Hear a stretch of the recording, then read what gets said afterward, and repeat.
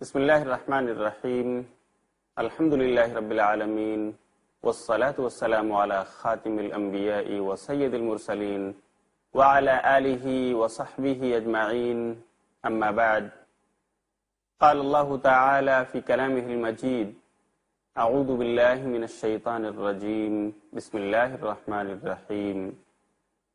والذین لا یشہدون الزور وإذا مروا باللغو مروا کراما رب اشرح لی صدری ویسر لی امری واحلل عقدۃ من لسانی یفقہوا قولی اللہم انفعنی بما علمتنی وعلمنی ما ینفعنی یا رب العالمین۔ معزز ناظرین کرام، اس سیریز میں ہم آج پھر آپ کا استقبال کرتے ہیں۔ السلام علیکم ورحمۃ اللہ وبرکاتہ۔ پیارے ناظرین، آج کی اس نشست کا موضوع ہے جھوٹی گواہی دینا اور جھوٹی قسم کھانا۔ یہ دونوں بڑے گناہ ہیں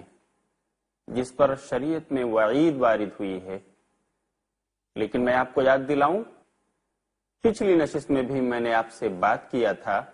جھوٹ کی بابت کہ عام طور پر اپنی زندگی میں، معاشرے اور سماج میں رہتے ہوئے جھوٹ بولنا، جھوٹ کو اپنی عادت بنا لینا، یہ بھی بڑا گناہ ہے۔ آج ہم بطور خاص آپ کو بتائیں گے کہ جھوٹی گواہی دینا یا جھوٹی قسم کھانا یہ بھی بڑے گناہ ہیں۔ سب سے پہلے آپ سے عرض کروں کہ جھوٹی گواہی یہ گناہ کبیرہ ہے۔ جھوٹی گواہی کیا ہے؟ آپ کے خاندان کا کوئی شخص ہے، کوئی مقدمہ اس کے اوپر ہے، ناحق وہ کسی کے پراپرٹی، کسی کی جائیداد، کسی کی زمین پر قبضہ جمانا چاہتا ہے، اس کو شہادت کی ضرورت ہے، اس کو گواہی کی ضرورت ہے۔ وہ آپ کے پاس آتا ہے کیونکہ آپ رشتہ دار ہو، کیونکہ آپ قبیلے اور خاندان کے ہو، اس امید میں کہ آپ اس کے گواہ بن جاؤ گے۔ حالانکہ آپ حاضر نہیں تھے، یا آپ اگر حاضر تھے بھی اور یہ حق اس کا نہیں ہے تو آپ کو لے جا کر کورٹ میں حاضر کرتا ہے، یہ میرے گواہ ہیں، اور وہاں پر آپ اس کے حق میں گواہی دیتے ہو کہ معاملہ ایسا ہی ہے، میں ان کو جانتا ہوں، میں سمجھتا ہوں، اور یہ حق ان کا ہے، حالانکہ وہ اس آدمی کا حق نہیں ہوتا ہے۔ یہ جھوٹی گواہی ہے۔ ایک گھر ہے، وہ آپ کا نہیں ہے، کسی اور کا ہے، آپ نے مافیا گروپ کے تھرو اس فلیٹ پہ آ کے قبضہ جما لیا، آپ کرایہ دار تھے، آپ نے اس فلیٹ کی بابت جھوٹے کاغذات لوگوں کو گھوس دے کر، رشوت دے کر بنوا لیے،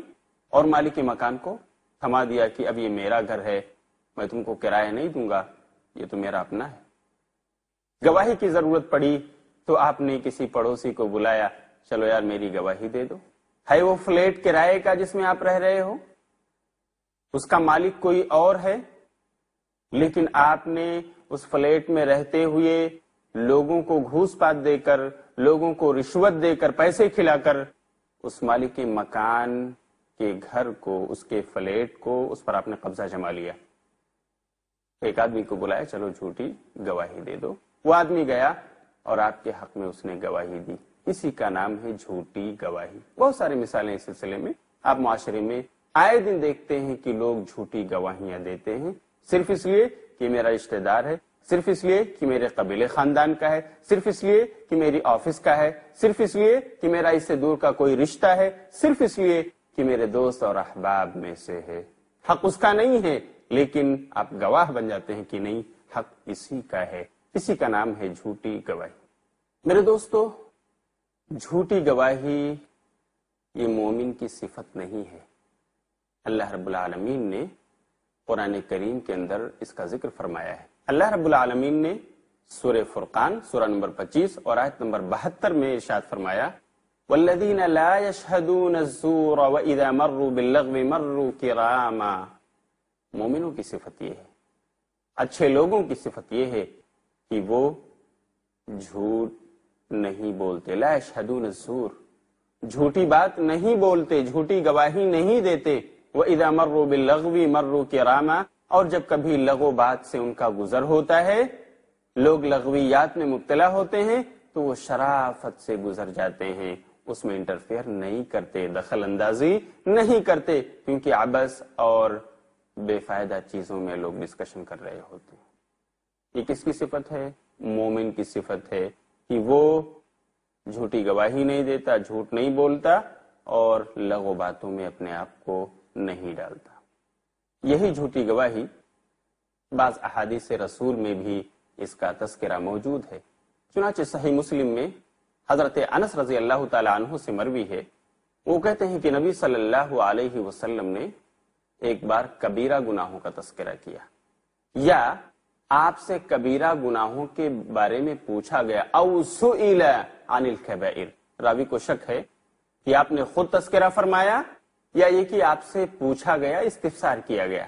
تو آپ نے فرمایا بڑے گناہوں میں سے اللہ کے ساتھ شرک کرنا ہے، ماں باپ کی نافرمانی کرنا ہے۔ حضرت انس کہتے ہیں صحیح مسلم کی اس روایت میں کہ اللہ کے رسول صلی اللہ علیہ وسلم ٹیک لگا کر بیٹھے ہوئے تھے اور آپ سنبھل کر اچھی طرح بیٹھ گئے، پھر آپ نے فرمایا الا وقول الزور،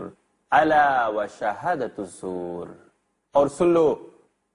بہت بڑا گناہ یہ بھی ہے کہ کوئی آدمی جھوٹ بولے یا جھوٹی گواہی دے۔ کون کہہ رہے ہیں؟ نبی آخر الزماں، محسن انسانیت، نبی رحمت حضرت محمد مصطفیٰ صلی اللہ علیہ وسلم۔ میرے دوستو، ہماری زندگی میں جھوٹ کن کن راہوں سے آتا ہے، ہم اپنے کن کن معاملات میں جھوٹ بولتے ہیں، اس کی بالکل ہم رعایت نہیں کر پاتے کہ دین اسلام ہم سے کیا کہتا ہے، اس کا ہم سے تقاضا کیا ہے، اور صرف اپنی خاندانی حمیت، صرف قبائلی عصبیت یا اور کسی رشتہ داری کی وجہ سے ہم لوگوں کے طرفدار، بیجا طرفدار بن جاتے ہیں اور اس طرح جھوٹی گواہی کے مرتکب ہوتے ہیں۔ ہمیں اس سلسلے میں سوچنا چاہیے، اپنی اصلاح کرنی چاہیے، اپنا محاسبہ کرنا چاہیے کہ ہم کیا کر رہے ہیں۔ اسی طرح جھوٹی قسم کھانا یہ بھی بڑے گناہوں میں سے ہے۔ جس طرح جھوٹی گواہی دینا بڑے گناہوں میں سے ہے، ایسے ہی جھوٹی قسم کھانا بھی بڑے گناہوں میں سے ہے، جس کا ذکر اللہ رب العالمین نے سورہ آل عمران سورہ نمبر 3 اور آیت نمبر 77 میں فرمایا ہے، ان الذين يشترون بعهد الله وايمانهم ثمنا قليلا اولئك لا خلاق لهم في الاخره ولا يكلمهم الله ولا ينظر اليهم ولا يزكيهم ولهم عذاب الیم۔ جس کا ترجمہ یہ ہے، اللہ فرماتا ہے کہ بے شک وہ لوگ، ان الذين يشترون بعهد الله وايمانهم ثمنا قليلا، بے شک وہ لوگ جو خریدتے ہیں اپنے جھوٹے عہد یا جھوٹی قسموں کی ذریعہ تھوڑی پونجی، دنیا کا تھوڑا مال و متاع خریدتے ہیں، کس کے بدلے؟ اپنی جھوٹی قسموں کے بدلے۔ اولئک لا خلاق لهم فی الآخرۃ، یہی وہ لوگ ہیں جن کا آخرت میں کوئی بھی حصہ نہیں رہ جاتا، وہاں کچھ نہیں ملے گا ان کو۔ ولا یکلمہم اللہ، اور صرف یہی نہیں بلکہ اللہ ان سے بات چیت تک نہیں کرے گا قیامت کے دن۔ ولا ینظر الیہم، اور ان کی طرف نظر رحمت بھی نہیں کرے گا۔ ولا یزکیہم، اور نہ ان کا تزکیہ فرمائے گا، نہ انہیں پیوریفائی کرے گا۔ ولہم عذاب علیم، بلکہ ایسے لوگوں کے لیے جو جھوٹ بولتے، جھوٹی گواہی دیتے ہیں، جھوٹی قسمیں کھاتے ہیں، ان کے لیے دردناک عذاب ہے۔ یہ آیت شریفہ اس کا ایک شان نزول ہے، جس کو امام بخاری نے، اسی طرح نسائی اور دوسری کتب حدیث میں بھی اس کا تذکرہ موجود ہے۔ اس آیت کا شان نزول یہ ہے، یہ آیت کب اتری، اس کا شان نزول یہ ہے کہ حضرت اشعث بن قیس رضی اللہ تعالیٰ عنہ وہ فرماتے ہیں کہ یہ آیت میرے بارے میں نازل ہوئی۔ میرے ایک چچا زاد بھائی تھے جو یہودی تھے، مسلمان نہیں ہوئے، ان کی زمین میں میرا ایک کنواں تھا اور اس کنویں پر انہوں نے ناجائز قبضہ کر لیا، تھا میرا حق لیکن انہوں نے غصب کر لیا۔ میں اس معاملے کو رسول صلی اللہ علیہ وسلم کی عدالت میں لے کر گیا اور میں نے کہا اللہ کے رسول، میرا کنواں ہے جو ان کی زمین میں ہے اور یہ میرا حق نہیں دے رہے ہیں، اس کو اپنا رہے ہیں، اس پر قبضہ کر رہے ہیں۔ تو آپ صلی اللہ علیہ وسلم نے اشعث بن قیس سے کہا کہ ٹھیک ہے، کوئی دلیل پیش کرو، کوئی گواہ لے کر آؤ، ورنہ یہ جو تمہارا چچا زاد بھائی ہے اس سے ہم قسم کھلائیں گے، اگر یہ قسم کھا لیتا ہے تو فیصلہ اسی کے حق میں ہوگا۔ اشعث بن قیس نے کہا کہ اللہ کے رسول، کوئی گواہی تو میرے پاس نہیں ہے۔ رہی قسم کی بات، تو یہ تو بہت بڑا جھوٹا انسان ہے، قسم کھا لے گا اللہ کے رسول، یہ جھوٹی قسم کھا لے گا اور معاملہ اسی کے حق میں ہو جائے گا، یہ فیصلہ اسی کے حق میں دے دیا جائے گا، کیونکہ اسے جھوٹ کی کوئی پرواہ نہیں، یہ جھوٹ بولتا رہتا ہے، جھوٹی قسم کھانا اس کے لیے کوئی بڑی بات نہیں۔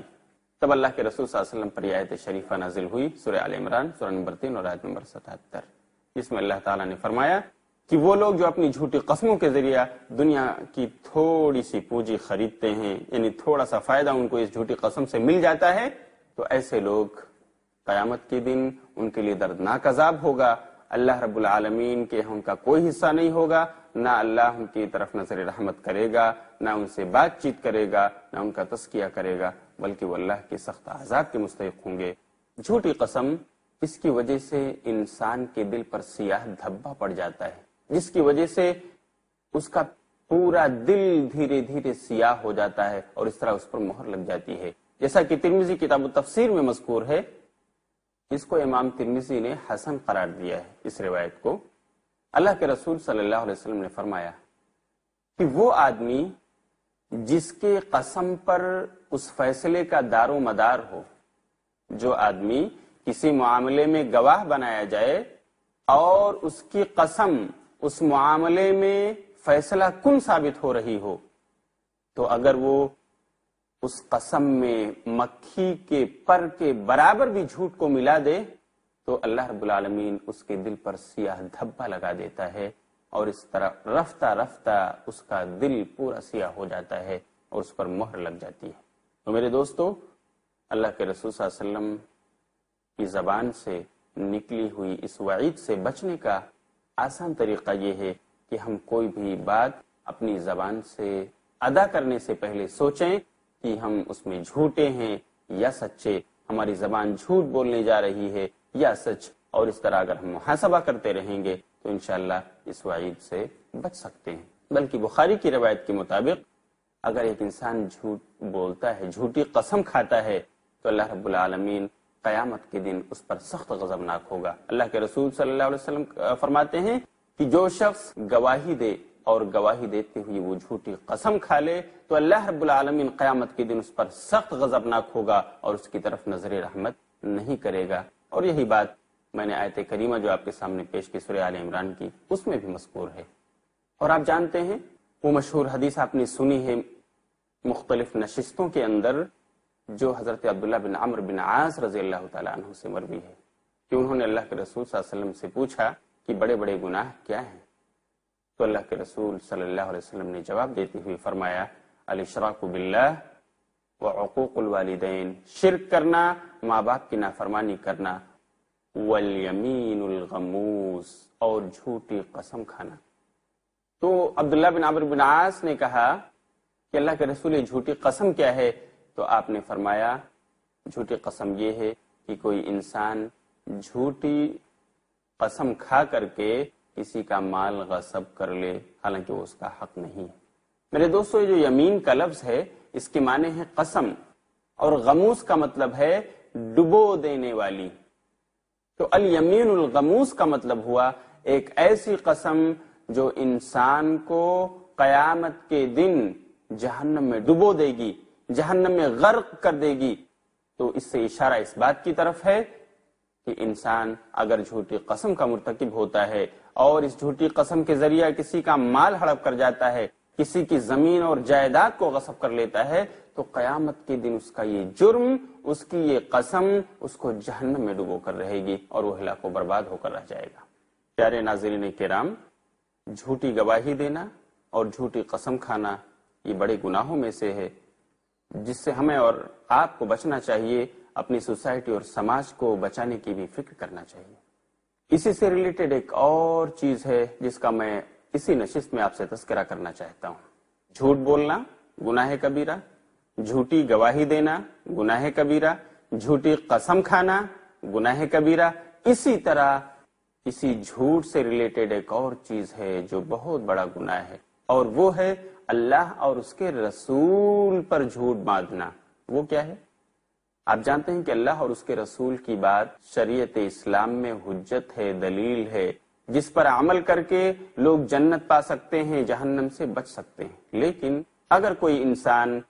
اللہ کی طرف منسوب کر کے کوئی ایسی بات کہے جو قرآن میں نہ ہو، قرآن جو اللہ کا کلام ہے، اگر اس میں وہ بات نہ ہو اور انسان بولے کہ نہیں ہے، یعنی اللہ کی طرف اس کی نسبت کرے، تو وہ اللہ پر جھوٹ باندھ رہا ہے۔ اسی طرح اگر حدیث رسول میں کوئی بات نہ ہو، صحیح احادیث رسول میں کوئی بات نہ ہو، اور آدمی ان کی طرف نسبت کر کے بیان کرے کہ اللہ کے رسول نے ایسا کہا اور ایسا کہا، تو وہ بھی رسول پر جھوٹ باندھنا ہے۔ یہ دونوں بھی بڑے گناہوں میں سے ہیں اور کبائر میں ان کا شمار ہوتا ہے، بلکہ ایسے لوگوں کا ٹھکانہ جہنم اور ایسے لوگوں پر جنت حرام ہے، جیسا کہ اللہ رب العالمین نے سورہ زمر سورہ نمبر 39 اور آیت نمبر 60 میں اس کا تذکرہ کیا ہے۔ یوم القیامت تری الذین کذبوا علی اللہ وجوہہم مسودہ، کہ قیامت کے دن تم ان لوگوں کو دیکھو گے جو اللہ پر جھوٹ باندھ رہے ہیں، اللہ پر جھوٹ بول رہے ہیں، ان کے چہرے کالے اور سیاہ ہوں گے۔ حدیث رسول میں بھی اس بات کا تذکرہ موجود ہے کہ جھوٹ بولنا بہت بڑا گناہ ہے۔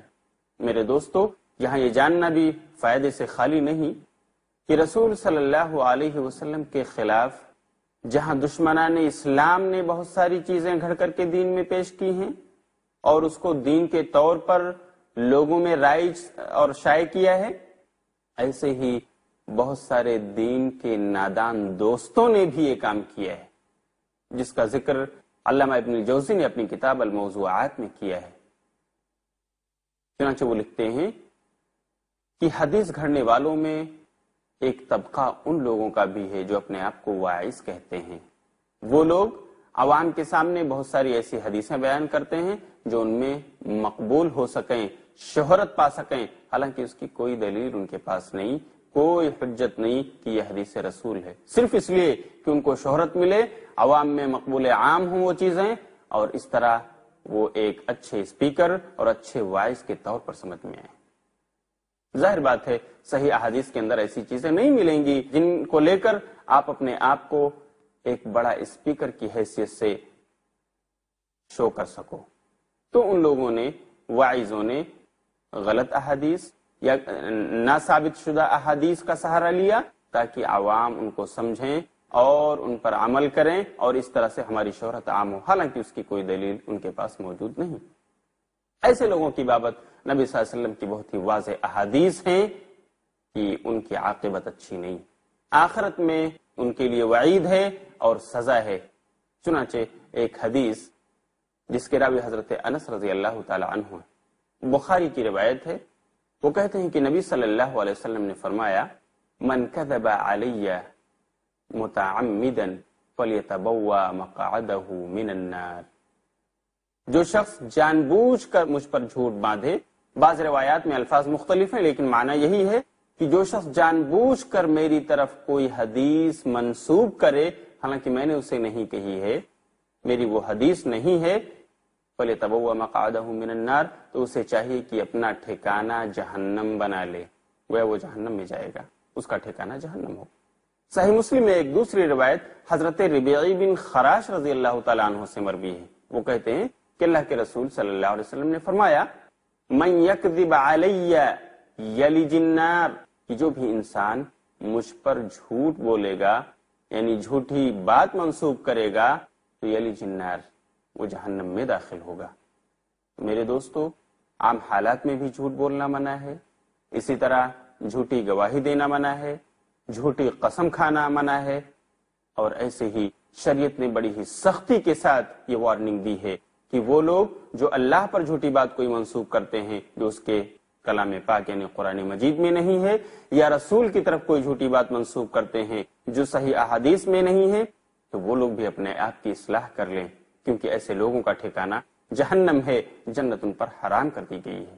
عام طور پر جھوٹ بولنا یہ ایک ایسے آدمی کی پہچان ہے جس کا سماج میں کوئی ویلو نہیں ہوتا، کیونکہ اس کے جھوٹی بات کی وجہ سے لوگ اس پر بھروسہ نہیں کرتے، اور اسی بات کو رسول صلی اللہ علیہ وسلم نے ایک حدیث میں بیان فرمایا جو حفص بن عاصم رضی اللہ تعالی عنہ سے مروی ہے، صحیح مسلم کے اندر اللہ کے رسول صلی اللہ علیہ وسلم فرماتے ہیں، کفى بالمرء كذبا ان يحدث بكل ما سمع، ایک انسان کے جھوٹا ہونے کے لیے کافی ہے، یعنی معاشرے میں کسی انسان کی بابت یہ جاننا کہ وہ جھوٹا ہے، اس کی بہت ہی واضح علامت پہچان یہ ہے کہ آپ دیکھو کہ وہ ہر سنی سنائی بات بیان کرتے ہوئے چل رہا ہے، ہر سنی سنائی بات لوگوں سے کہتا پھر رہا ہے۔ تو جو شخص بھی جس کی یہ عادت ہو کہ جو بھی اس نے سنا بغیر تحقیق کے بیان کر دیا، تو وہ جھوٹے انسان کی پہچان ہے۔ یہی بات اللہ کے رسول کی اس حدیث میں ہے، کفى بالمرء كذبا ان يحدث بكل ما سمع۔ ایک انسان کو جھوٹا ہونے کے لیے یہ کافی ہے کہ وہ ہر وہ بات بیان کرتا پھرے جس کو وہ سن رہا ہے۔ کیونکہ اسی لیے شریعت اسلام نے قرآن کریم کی سورہ حجرات میں یہ اصول بیان فرمایا کہ جب بھی کوئی خبر لائی جائے، جب بھی کوئی خبر تمہیں سنائی جائے، تو آپ اس کی تحقیق کر لو، خواہ وہ خبر آپ کے اسلام کے متعلق ہو، یعنی وہ قرآن کی کسی آیت سے متعلق ہو یا حدیث رسول سے متعلق ہو، تو اس کی تحقیق ہونی چاہیے وہ صحیح ہے یا ضعیف۔ قرآن کی بات بیان کی جا رہی ہے وہ بات، تو تحقیق ہونی چاہیے قرآن میں بات ہے کہ نہیں، کیونکہ قرآن میں صحیح اور ضعیف کا مسئلہ نہیں، جو کچھ ہے وہ صحیح ہے، لیکن وہ قرآن کی بات ہے کہ نہیں، اس کی تحقیق ہونی چاہیے۔ اسی طرح اگر کوئی آدمی حدیث رسول بیان کرتا ہے تو تحقیق یہ ہونی چاہیے کہ حدیث صحیح ہے یا ضعیف، کیونکہ آج کل ضعیف احادیث کی وجہ سے معاشرے میں جو بدچلنی پھیلی ہوئی ہے اور اس کی وجہ سے معاشرہ زوال کی طرف جا رہا ہے، اس میں ضعیف احادیث اور موضوع احادیث کا بھی بہت بڑا ہاتھ ہے۔ میرے دوستو، علماء کرام نے کہا ہے کہ اگر لوگ اس بات پر آ جائیں کہ صرف قرآن کے ساتھ ساتھ ہم صحیح احادیث پر عمل کریں گے، تو بہت سارے معاملات جن میں وہ اختلاف کر رہے ہیں، جن کو لے کر ان کے درمیان جنگ چھڑی ہوئی ہے،